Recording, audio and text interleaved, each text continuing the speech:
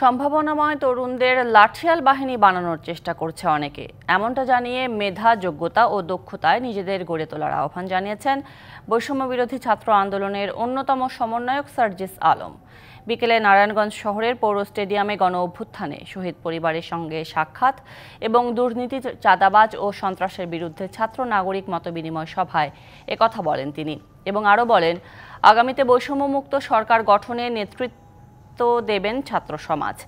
সভায় আরও বক্তব্য রাখেন বৈষম্য বিরোধী ছাত্র আন্দোলনের কেন্দ্রীয় নেতারা। এর আগে দুপুর থেকেই পৌর স্টেডিয়ামে জড়ো হতে থাকে জেলার বিভিন্ন স্কুল, কলেজ ও বিশ্ববিদ্যালয়ের শিক্ষার্থীরা। আমাদের এই তরুণ প্রজন্মের একটি অংশকে কিছু কিছু মানুষ লাঠিয়াল বাহিনী হিসেবে ব্যবহার করতে চায়। আপনি কারো লাঠিয়াল বাহিনী হবেন না। আপনি মেধা, যোগ্যতা, শিক্ষায়, দক্ষতায় এমন ভাবে নিজেকে গড়ে তুলুন যিনি নিজের উপরে স্বাবলম্বী হতে